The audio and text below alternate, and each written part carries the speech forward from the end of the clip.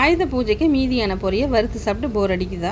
இந்த மாதிரி ஒரு ஸ்வீட் ரெசிபி செஞ்சு பாருங்கள், குழந்தைங்களாம் விரும்பி சாப்பிடுவாங்க. அதுக்கு ஃபஸ்ட்டு பொரியை நல்லா பவுடராக பண்ணிக்கலாம். வறுத்த முந்திரி கூட 4 ஏலக்காய் போட்டு நல்லா பல்ஸ் மோடில் அரைச்சி வச்சுக்கோங்க. 1 கப் சர்க்கரையை நல்லா பவுடர் பண்ணிக்கலாம். இப்போது அரைச்சி வச்சுருக்கிற பொரி பவுடர் கூட நட்ஸ் பவுடர், சுகர் பவுடர் சேர்த்து நல்லா கட்டி நம்ம கிளறி விட்டுருங்க. அது கூட 2 ஸ்பூன் நெய் சேர்த்துக்கலாம். இப்போது காய்ச்சி ஆற வச்சுருக்கிற பாலை கொஞ்சம் கொஞ்சமாக சேர்த்து நல்லா பிணைஞ்சு விட்டுடலாம். இப்போ தான் நம்ம வீடியோ ஃபஸ்ட் டைம் பார்க்குறீங்கன்னா மறக்காமல் லைக் பண்ணி சப்ஸ்கிரைப் பண்ணிவிடுங்க ஃப்ரெண்ட்ஸ். இப்போது நம்ம செஞ்சு வச்சுருக்கிற ஸ்வீட்டை இது போல் ஒரு பிளேட் எடுத்து நல்லா நெய் அப்ளை பண்ணி நல்லா ப்ரெஷ் பண்ணி விட்டுருங்க. பிளேட்டை திருப்பி 2 தட்டு தட்டுங்க. நம்ம செஞ்ச ஸ்வீட்டு அழகாக விழும். இப்போது உங்களுக்கு பிடிச்ச ஷேப்பில் கட் பண்ணிக்கோங்க. இவ்வளோ டேஸ்ட்டாக வரும்னு நானே நம்பலை.